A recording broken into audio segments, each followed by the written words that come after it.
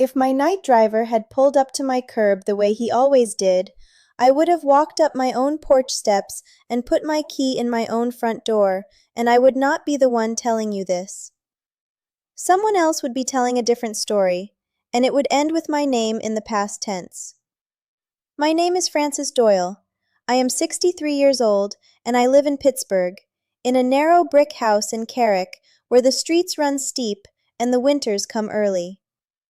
This is my true story, and I have only told it out loud a handful of times, because every time I do, my hands start to shake the way they used to on those long nights downtown. 8 months before any of this, I stood in a hospital room in Mercy and held my husband Walter's hand while a stroke finished what a second one had started 2 days earlier. We had been married 41 years. He ran a printing press for the newspaper for most of his working life, came home smelling of ink and hot paper, and never once raised his voice at me in all that time. When the machines went quiet that morning, the nurse said something kind that I do not remember. I remember only the weight of his hand going from warm to something else, and how I kept holding it anyway, like I could argue with it. What nobody tells you about losing the person you built your whole life around is the arithmetic that comes after. The pension was smaller than we had been promised. The savings went fast, the way water goes down a drain you cannot see the bottom of. Property taxes. The roof that had been next year's problem for 6 years. The furnace that died the first cold week of November, as if it had been waiting for Walter to leave before it gave up too. I sat at the kitchen table one night with a stack of bills and a cup of tea I had let go cold, and I understood that the woman who used to plan retirement vacations on a yellow legal pad was not coming back. She had been buried in a different cemetery than my husband. For a while I could not even be in the house. Not the bad parts of it, the ordinary parts were what got me. Walter's reading glasses still on the windowsill where he left them, folded, waiting for a man who was not coming back to read the paper. The dent his weight had pressed into his side of the mattress over 41 years that I would not roll into because it felt like trespassing.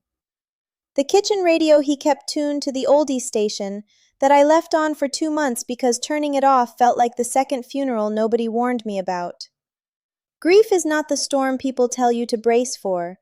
Grief is the quiet after, the way a house sounds when one of the 2 sets of footsteps it knew is simply gone, and the floorboards keep waiting for a step that never lands. Our daughter Diane lives in Tampa.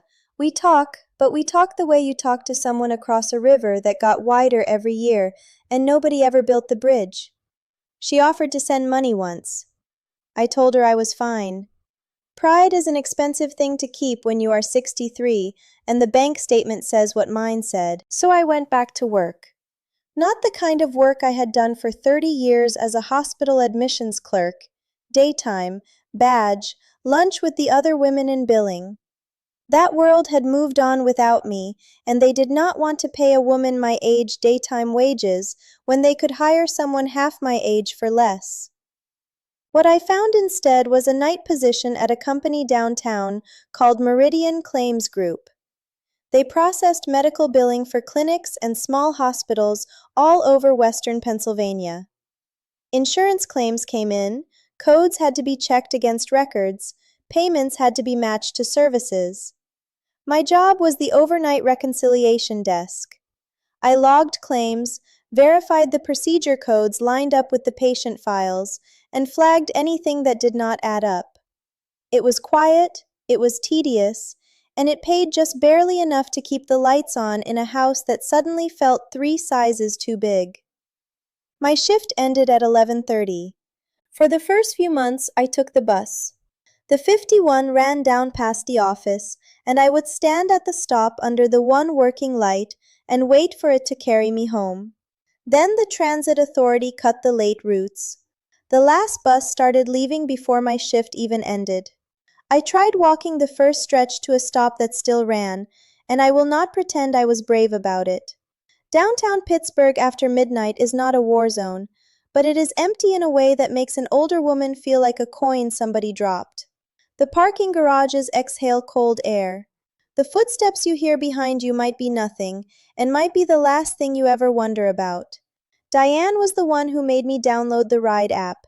She set it up over the phone, walked me through it with the patience you use on a child, and made me promise I would use it instead of walking. I promised mostly to end the conversation. The first week I used it twice and resented the cost both times. That is how I met Sam. The first night his car turned the corner toward me, a dark gray sedan with a small crack in the corner of the windshield. I almost canceled. It was late, the street was wet, and the idea of getting into a stranger's car in the dark went against every instinct my mother ever drilled into me. But the app said 5 stars, more than 1,000 rides, and I was tired in a way that overrules instinct. I got in the back and gave him my address in Carrick. He pulled out without a word at first. Then, somewhere around the 3rd block, he said, "Long shift?" His voice was low and a little rough, like a man who did not use it much. "They're all long," I said. He nodded once, like I had told him something true that he already knew, and he did not say another thing until he stopped outside my house. Then he waited. He sat there with the engine running while I climbed the steps and got my door open, and only when I was inside and the door was shut did I hear his car pull away. I thought it was a small politeness. I had no idea yet that it was a habit he had built for reasons that had nothing to do with me. After that, it was almost always Sam who accepted my ride. Same time, same corner, same gray sedan. I never asked how the app worked or whether he was choosing my pickups on purpose.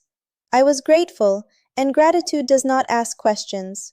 He was somewhere in his early 60s, heavy-set, with a gray mustache and hands that looked like they had done real work for a long time. He did not fill the silence the way some people cannot stand to leave it alone. He let it sit.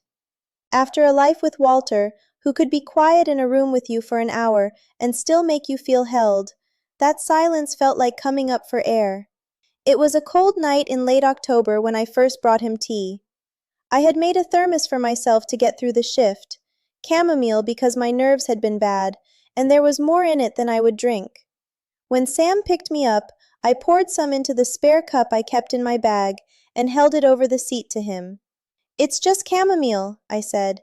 "It's hot, you look cold." He glanced at it in the mirror like I had offered him something he did not have a category for.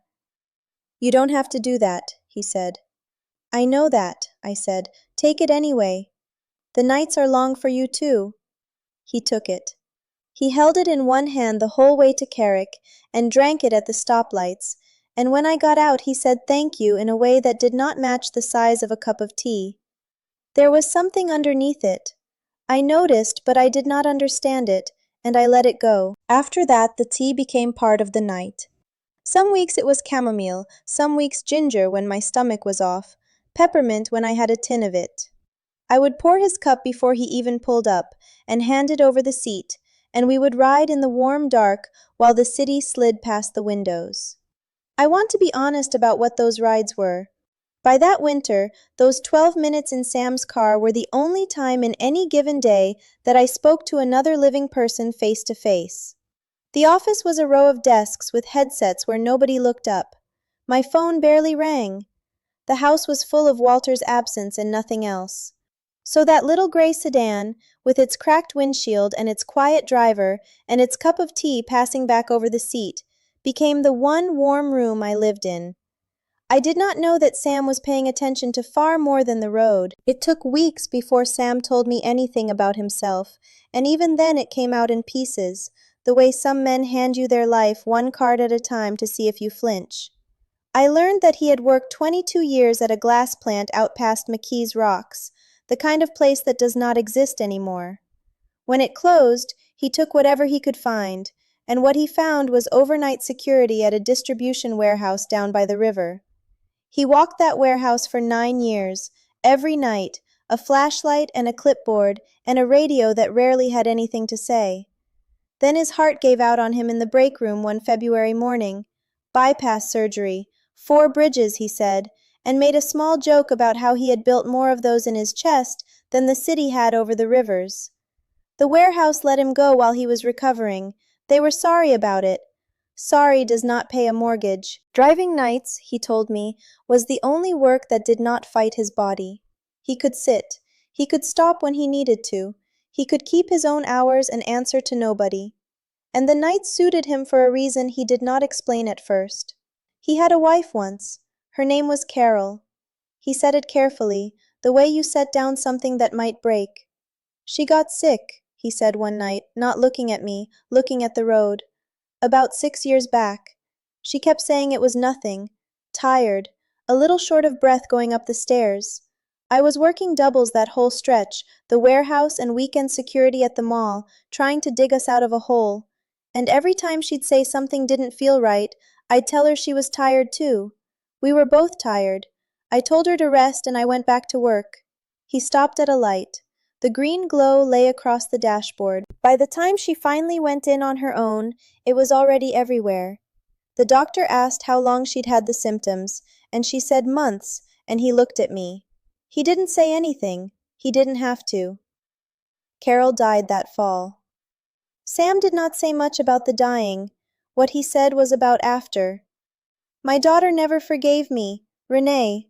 She was 26, lived close, and she'd been telling me for a year, Dad, something's wrong with Mom. You're not listening. And I wasn't. After the funeral, she said something to me I think about every single day. She said, You looked right at her and you didn't see her. Then she packed up and moved to Columbus, and we haven't really spoken since. Christmas card, maybe. Nothing real. The light turned green. He drove on. I did not know what to say, so I said the only true thing I had. I'm sorry, Sam. That's why I drive nights, he said. It's quiet enough to think. And I made myself a rule. I don't look past things anymore. Anybody gets in this car, I pay attention. I notice. It's the only thing I've got left that I'm any good at. I thought it was grief talking. A man punishing himself with vigilance.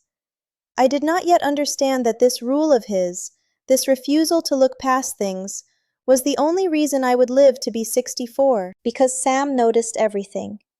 I started to see it once I knew to look. He knew which nights I came out late because an audit ran over. He knew that my porch light was on a timer and which nights it failed. One night driving up my street, he said, mild as anything, That car's been there 3 nights, the blue one, no plate frame, dealer paper still in the window. I laughed and told him this was a city. Cars sit on streets. He did not argue. He just filed it somewhere behind his eyes, and he slowed down a little as we passed it, and he did not pull away that night until he had watched me get all the way inside. The trouble at work started so small that I almost did not see it, and if I had not spent 30 years in hospital billing, I probably would have let it go the way the company clearly wanted everyone to let it go. In December, my supervisor moved me to a different batch of accounts. A cluster of small clinics and a long-term care facility out in the Mon Valley, the kind of accounts nobody fought over because they were dull. Elderly patients mostly. Long-term care, hospice, home health. Claims that came in steady and quiet and got paid without anyone looking twice. The first thing I noticed was a billing date. A claim came through for a series of physical therapy sessions, charged across 3 weeks in November, for a patient at the care facility. Routine, except the patient's file had a discharge note. She had not been discharged home. She had died in October. I checked it twice because I was sure I had the wrong file. I did not. The clinic had billed 3 weeks of therapy sessions for a woman who had been dead a month before the first one supposedly happened. People make mistakes. Records lag. A dead patient gets billed for 1 stray session because somebody did not update a system, and it happens more than you would like to think. I flagged it and moved on. Then I found another. Then a third. A man billed for home health visits at an address that, when I pulled it, was a vacant lot. A woman billed for the same costly infusion 11 times in 1 month, which nobody could survive.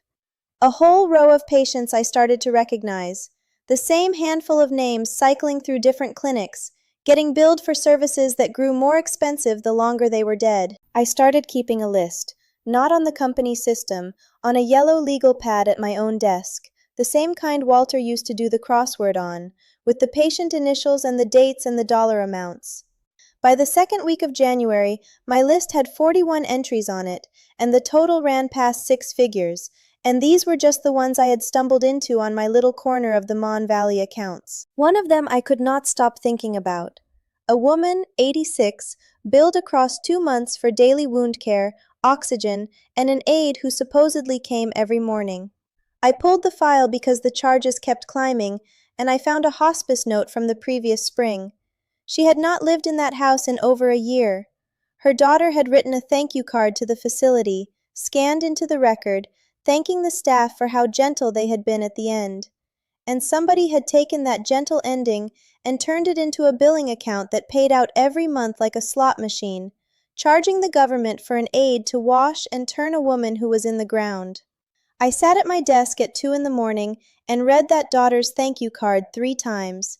And then I went into the ladies' room and I was sick. I want you to understand who these claims were stealing from, not some faceless company. The money came out of Medicare, out of the state, out of insurance pools that working people pay into their whole lives so that when they are old and sick, somebody will change their dressings and help them to the bathroom. Somebody had figured out that the dead do not file complaints, and the families of the dead are too deep in grief to audit a billing statement, and so the dead could be billed forever, quietly, in the dark, by people who had decided that other people's last months were just a column of numbers to be padded. I told my supervisor. A man named Dale, decent enough, tired enough, 3 years from his own retirement, and visibly allergic to anything that might make a wave. I brought him 3 of the clearest examples. He looked at them for a long time. Then he told me these were probably clerical errors on the clinic's end, that I should make a note and let the day team handle reconciliation, and that I should not, under any circumstances, be making my own records on my own paper because that violated about 4 privacy policies. He told me to drop it. I did not drop it. But I did get quieter about it. And that was the first mistake, because being quiet about it did not make me safe. It just meant that when the wrong person found out I was looking, nobody around me knew enough to wonder why I stopped coming to work. I told Sam about it. I do not know exactly why. Maybe because he was the only person who listened to me anymore, and the legal pad was burning a hole in my bag, and you cannot carry something like that alone for long without it leaking out the seams. One night in mid-January, sleet coming sideways across the windshield, I told him about the dead woman billed for therapy, and the vacant lot, and Dale telling me to drop it. I expected him to say what people say, stay out of it, not your fight, you need that job. Instead, he went very still behind the wheel, and after a while he said, "Which nights do you stay late?" "What?" "You said the audit runs over some nights. Which ones?" "Tuesdays mostly. Fridays. Why?" He did not answer that. He just nodded, slow, and I could see him filing it the way he filed the blue car. I thought he was being protective in a general way. I did not know he had already started building something. Here is what I did not know, and what I only put together much later, sitting in a federal building with a coffee I never drank. Sam drove the same blocks every night, downtown, the Mon Valley, the South Hills. And over those weeks he had been picking up a regular fare, a man who liked the bars on the south side and always needed a ride home around closing time, out toward Pleasant Hills. A big, soft, loud man in expensive clothes who drank too much and talked when he drank. The kind of passenger Sam had learned to listen to without seeming to, because drunk men in the back of a quiet car will tell you anything. They forget you are a person. They think you are part of the car. This man complained about work the way some men complain about a wife. He complained about a new night clerk at his company who was poking into the Caldwell accounts and the Mon Valley book and did not know when to leave things alone. He complained that Dale couldn't manage his way out of a paper bag and could not even keep one old woman in line. And one night, drunk enough that the words came loose, he said the name of my street. He said it like a problem he was going to solve. He said it twice. Sam knew exactly one old woman who worked nights, poked into things, and lived on that street. He had been driving her home and drinking her chamomile for 3 months. He did not tell me, not yet. He told me later he was afraid that if he said it wrong, I would panic, or worse, I would not believe him and I would go home anyway. So instead he did what he had taught himself to do after Carol. He paid attention. He wrote the man's pickup times in his phone. He noted the address in Pleasant Hills. The night the man left a credit card receipt in the back seat, Sam read the name on it before he ever turned it in. Curtis Lang. And on the nights he dropped me at home, he started doing something he had not mentioned. After I went inside, he did not drive straight off. He circled the block once. He looked for the blue car with the dealer paper. Twice, he found it. Once, he saw a man sitting in it, low in the seat, watching my dark windows, at 1 in the morning, on a street where nobody had any business sitting. The last week of January, I noticed that I was being followed at work, not dramatically. A man I had never seen started showing up on the night floor, said he was from compliance, walked slow rows behind the desks. He stopped at mine longer than the others. He looked at my screen. He looked at my bag, which by then never left my shoulder because the legal pad lived inside it. One night he stopped and spoke to me directly, the only time he ever did. He had a pleasant, careful voice, the voice of a man who had read a book about how to seem trustworthy. He asked how I was settling into the Mon Valley accounts. He said he had heard I was thorough. He said the word like it was a small kind of accusation dressed up as a compliment, and he smiled while he said it, and his eyes did not. Then he asked, almost as an afterthought, whether I ever took work home with me, whether I liked to review things on my own time. I told him no. I told him everything stayed on the floor, everything was logged, nothing left the building. It was a lie, and I think he knew it was a lie, and I went home that night and could not sleep, and the next night my desk had been gone through. Not robbed. Searched. The drawers were closed, but not the way I closed them. My stapler was on the wrong side.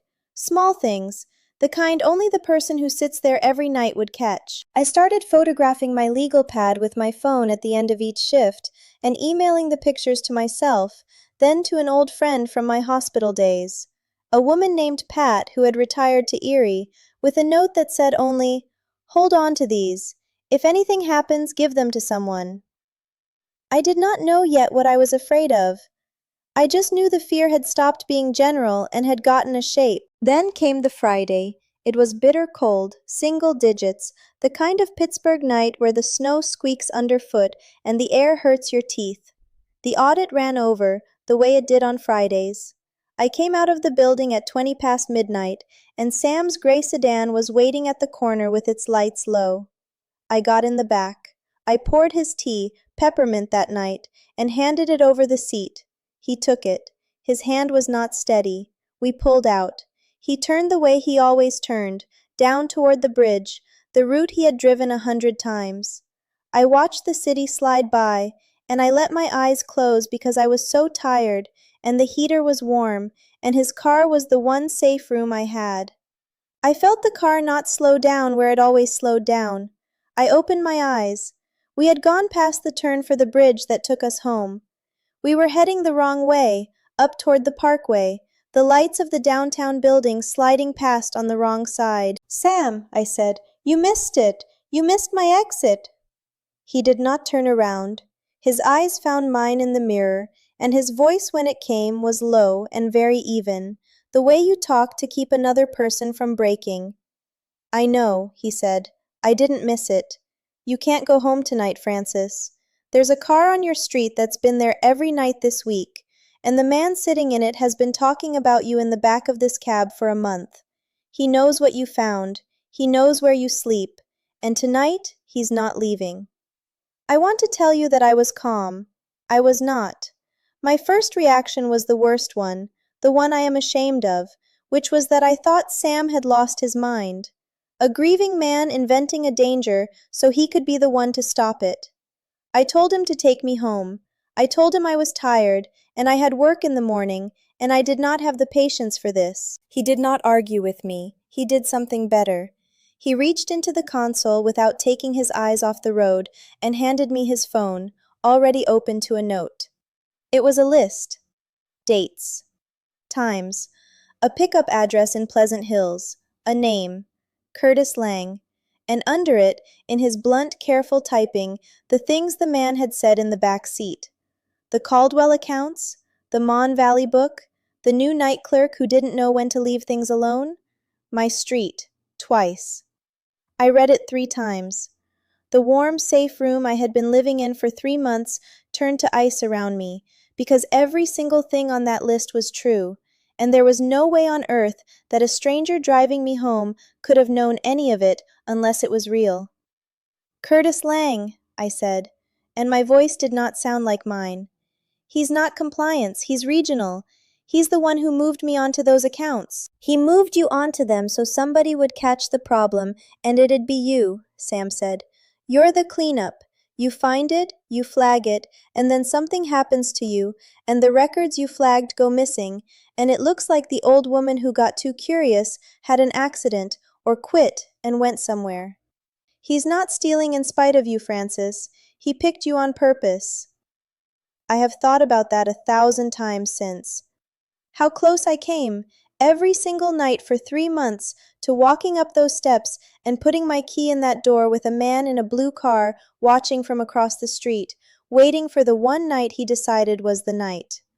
And how the only thing standing between me and that door was a heart-scarred glassworker who had decided, after losing his wife, that he would never again look right at someone and fail to see them. Sam drove me to a diner in Dormont that stays open all night, the kind with vinyl booths and coffee that has been on the burner since the Carter administration. He parked where he could see the door, and then, in that booth, with the snow coming down outside and a waitress refilling cups she did not need to refill, he told me everything. The fare, the receipts, the blue car, the man he had watched sitting low in the seat at 1 in the morning, watching my windows. Halfway through, my phone buzzed in my bag, a text from a number I did not know. It said only, "You should have left it alone." I turned the phone so Sam could see it. He read it and set down his coffee very slowly, and he did not say anything for a moment, and that silence frightened me more than the words on the screen. Then he said, quiet, "He knows you didn't go home. He's watching the street right now, and you're not on it, and he's wondering where you are." I asked him what we should do. He said, "Nothing. We sit here. We let him wonder. A man like that does his worst when he thinks he's in control, so we take that away from him." I looked at this tired, broad-shouldered man across a chipped Formica table. A man I had known for 3 months as a cup of tea and a quiet drive, and I understood that he had been a guard his whole life, of warehouses, and then of the memory of a wife he failed, and that some part of him had been waiting a long time for a night exactly like this one, when paying attention would actually be enough to save somebody. This time he was not going to be late. I called Pat and Erie from the diner and made her confirm she still had the photos of my legal pad. She did. Then I did the thing I should have done 2 weeks earlier and had been too afraid to do. I called the police, and when the city dispatcher heard the words, "medical billing fraud," and "I think a man has been watching my house," she did not laugh at me. She put me through to someone who did not laugh either. The detective who took the case was a woman named Reyes, and the first thing she did that made me trust her was that she did not treat me like a confused old lady. She looked at the photos of my legal pad, and she got quiet the way I had gotten quiet, and she said, "Mrs. Doyle, do you understand what you've collected here?" I said I thought I did. She said, "No, this isn't 41 mistakes. This is a scheme, and you documented it." They did not go to my house that night. They put me up in a hotel near the airport, on the department's dime, and they told me to go to work the next 2 nights as if nothing had happened, which was the hardest thing I have ever done after burying my husband. Sam picked me up both nights and drove me, and both nights an unmarked car sat down the block from Meridian, and I drank my tea and pretended my hands were not shaking, and logged claims like a woman with nothing on her mind. On the 3rd night, they made the arrests. Curtis Lang was not the top of it. He was the loud middle of it, the one arrogant and sloppy enough to keep going after smarter people would have stopped. The one who drank in the back of a stranger's cab and said a frightened woman's street name out loud. Above him there were others, quieter, who had set up the shell companies and the vendor accounts that the stolen money flowed into. Detective Reyes told me later that the scheme had been running for almost 4 years and had pulled more than $2 million out of programs meant for the sickest and oldest people in the valley. The dead had been very profitable. The dead never called to dispute a charge. When they took Curtis Lang's computers, they found something that turned my stomach in a way the numbers never had. They found searches on me, my address, my husband's obituary, my daughter's name in Florida, a note, in his own files, that listed the nights I stayed late, Tuesdays, Fridays. He had been building his own list at the same time I had been building mine. The difference was that mine was going to put him in prison, and his was going to end with me at the bottom of my own basement stairs. An old widow who lived alone, and must have fallen. What a shame! Did you hear? She'd been so down since her husband passed. They found the blue car, too, in a body shop in Hazelwood, being repainted.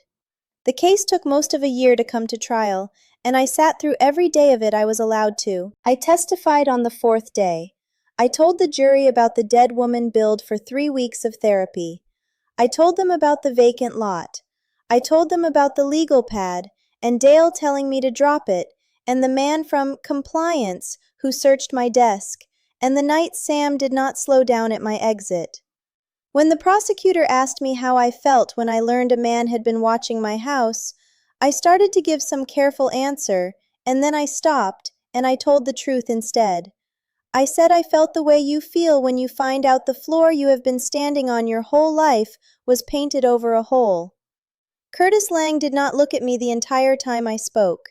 He looked at the table. I have never in my life wanted so badly for a man to lift his eyes, and he never did. Sam testified the next morning. He wore a jacket I had never seen, too tight across the shoulders, and he sat in that box and spoke in his low, flat voice about dates and times and the things a drunk man says when he forgets the driver is a person. The defense tried to make him out to be a lonely old man who had built a fantasy, a security guard who missed having something to guard. They asked him why a rideshare driver would keep notes on a passenger. They asked it like the answer was going to embarrass him. He did not get angry. He said, "Because I lost someone once by not paying attention. I made up my mind I wasn't going to do that again, so I pay attention. To everybody. Mrs. Doyle just happened to be the one it mattered for." Then the prosecutor asked him the question that made the whole room go still. She asked, "Mr. Boyd, in your judgment, if you had taken Mrs. Doyle home that Friday night, what would have happened?" Sam looked over at me, not at the jury, at me. "She'd be dead," he said, "and everybody would have called it an accident." The verdict came back guilty on every count. Healthcare fraud. Identity theft using the records of deceased patients. Conspiracy. And for Curtis Lang, stalking, and the charge they brought for what he had been planning in that blue car, which I will not write out because I still cannot read it without my chest going tight. The sentence was long enough that Curtis Lang will be an old man, older than I am now, before he sees a street at night again. The others above him took deals, and gave up names, and the thing came apart all the way up, clinic by clinic, account by account, until the dead of the Mon Valley stopped paying for crimes committed in their names. I thought I would feel triumphant. I did not. I felt hollowed out, scraped clean. Justice does not give you back the 8 months you spent flinching at headlights. It just shuts a door that should never have been open in the first place. Here is the part I did not expect, the part that matters more to me now than the verdict. A reporter from one of the local stations did a piece on the case, and the part of it that traveled was not the $2 million. It was the driver, the man who noticed. "Pittsburgh rideshare driver's notes crack medical fraud ring," the headline said, more or less, and there was a photo of Sam looking deeply uncomfortable in his too-tight jacket. The story went around the way those stories do. 3 days after it ran, Sam picked me up for our usual ride, except by then I sat in the front seat, because some things had changed between us and the back seat had started to feel like a wall. We were stopped at a light on the way to Carrick when his phone rang. He looked at the screen and went absolutely still. He did not answer it for 3 rings. When he finally did, he said one word, "Renee," and then he could not say anything else at all. His daughter had seen the story in Columbus. She had read about her father, the man who lost someone by not paying attention and spent the rest of his life refusing to make that mistake again, and something in her that had been frozen for 6 years had cracked open. She told him she was sorry. He told her he was the one who was sorry, that she had been right about her mother, that she had been right about all of it. He pulled the car over because he could not see the road, and he put his head down on the wheel and cried the way a man cries when he has been holding his breath for 6 years. And I sat in the passenger seat and put my hand on his shoulder and let him. "Sometimes the truth costs you everything," I said, when he could hear me again. "And then sometimes it gives a little of it back." Renee drove out to Pittsburgh a month later.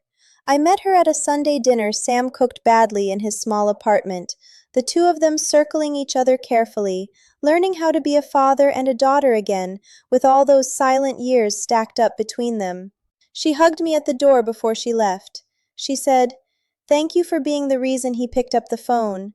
I did not know what to say to that, so I just held on a second longer than a stranger would. The story reached Tampa, too. Diane called me the night it aired down there.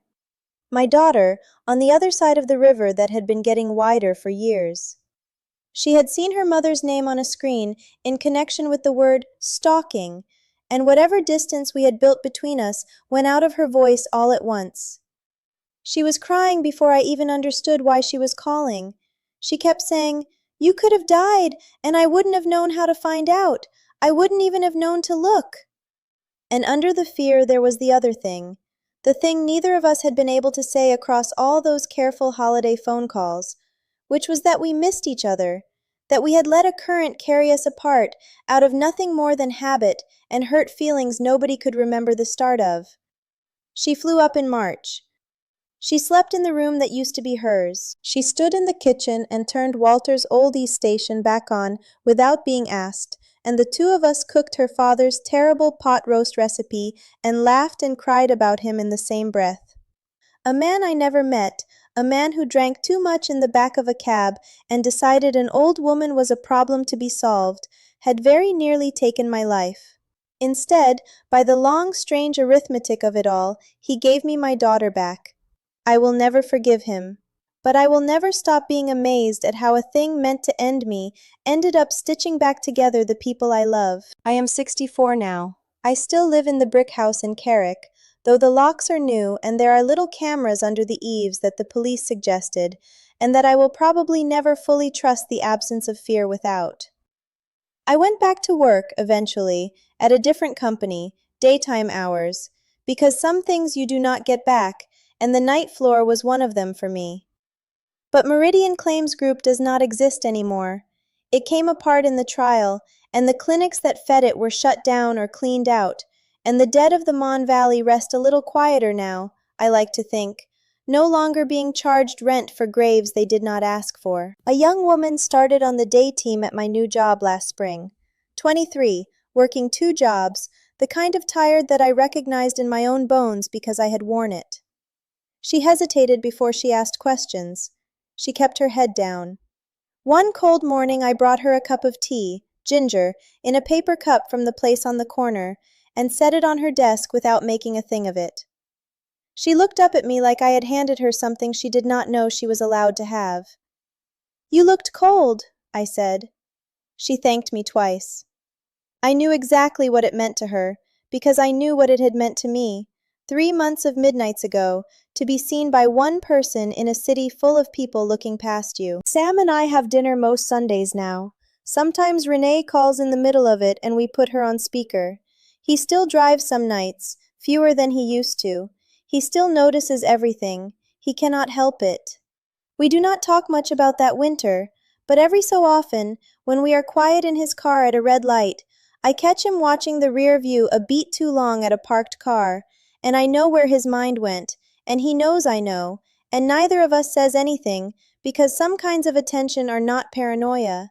They are love wearing work clothes. I have asked myself 100 times what it was that saved me. It was not luck, though I was lucky. It was not courage, though I found some I did not know I had. What saved me was a cup of chamomile I poured over the back of a car seat on a cold October night, for no reason except that a man looked cold and I had more than I needed.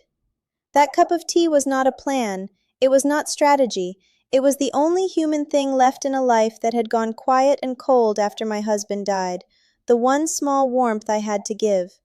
And it turned a stranger into a man who paid attention, and his attention turned into action, and his action is the only reason I am here, 64 years old, telling you this instead of being a sad paragraph in someone's news story about an old woman who fell down her own stairs. We are taught, all of us, to mind our own business, to keep our heads down, to treat the driver as part of the car and the night clerk as part of the desk, and the tired stranger as someone else's problem. We mistake silence for safety, but evil does not come for you with a raised voice. It comes quiet. It comes dressed as routine, hidden inside a schedule, riding on the assumption that nothing bad will happen tonight because nothing bad happened last night. It counts on us looking past each other. So this is what I carry out of that winter and what I will leave with you. Be kind, but not because you are keeping score, and not because you expect anything back. Be kind because the person in front of you is real and tired and probably carrying something heavy you cannot see. Pay attention to people. Notice them. You will never know whose ordinary night you are quietly walking through, whose fear you are interrupting, whose ending you are rewriting just by choosing to hand them a cup of tea and mean it.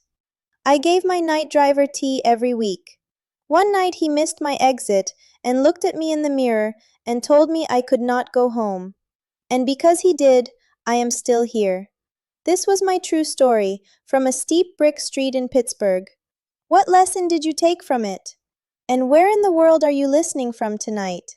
Tell me your city in the comments. I read every one.